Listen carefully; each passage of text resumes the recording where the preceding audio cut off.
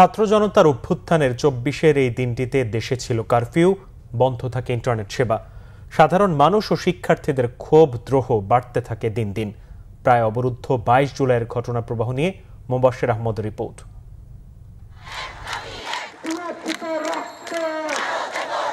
২০২৪ সালের ২২ জুলাই সরকারি চাকরিতে কোটা বাতিল করে ২০১৮ সালের জারিকৃত পরিপত্রকে অবৈধ ঘোষণার পর নতুনভাবে কোটা সংস্কার করে প্রজ্ঞাপন অনুমোদন দেন তৎকালীন প্রধানমন্ত্রী শেখ হাসিনা। কিন্তু ততক্ষণে আন্দোলন আর কোটায় থাকেনি। দেশের বিভিন্ন জায়গায় বিক্ষোভকারীদের সাথে আইন শৃঙ্খলা বাহিনীর সংঘর্ষ ও নিহতের সংখ্যার নিচে চাপা পড়ে যায় কোটা সংস্কার। এদিন দেশের গণমাধ্যমগুলোতে উঠে আসে ভিন্ন ভিন্ন সংখ্যায় নিহতের খবর। গত বছরের এই দিনে সারা দেশে ইন্টারনেট সেবা বন্ধ থাকায় দেশের মানুষের চোখ ছিল টেলিভিশনের দিকে। এদিন দুপুর ২টার সংবাদ শুরুর আগে প্রায় ৩০ মিনিট সম্প্রচার বন্ধ করে দেওয়া হয় স্যাটেলাইট চ্যানেল বাংলাভিশন। এর আগে কিছু সময়ের জন্য বন্ধ করে দেওয়া হয়েছিল আরও ৩টি বেসরকারি চ্যানেলের সম্প্রচার। আন্দোলনটাকে দমন করার জন্য এই হেন ব্যবস্থা নাই যেটা তারা করে না, এবং সেই প্রেক্ষিতে মিডিয়ার উপরও নানান দমন নীতি তারা শুরু করলো।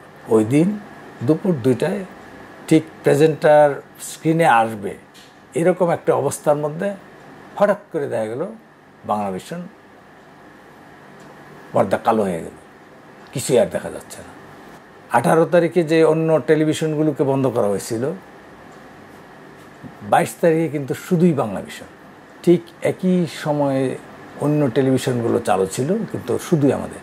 ফলে সঙ্গত কারণেই মনে হলো যে এবার বাংলাভিশন বোধহয় সত্যি বন্ধ করে দিল। আমাদের অবস্থান থেকে বলবো, বাংলাভিশন তার দায়িত্বশীল অবস্থান থেকে কখনো সরে যায় নাই, বিচ্যুত হয় নাই। আমরা আমাদের নিউজ যেভাবেই হোক আমরা বস্তুনিষ্ঠভাবে অব্যাহত গতিতে চালিয়ে গেছি। শিক্ষার্থীদের আন্দোলন দমাতে সেনাবাহিনী নামানোর পাশাপাশি কারফিউ চলমান রাখে ফ্যাসিস্ট সরকার। এতে প্রধান সড়কগুলোতে শিক্ষার্থীদের উপস্থিতি কমে যায়। বিক্ষোভের আগুন ছড়িয়ে পড়ে শহরের অলিগলিতে। পরিস্থিতি নিয়ন্ত্রণে আরও শক্ত অ্যাকশনে যাওয়া হবে বলে দেশের শীর্ষস্থানীয় ব্যবসায়ীদের সাথে বৈঠকে জানান তৎকালীন প্রধানমন্ত্রী শেখ হাসিনা।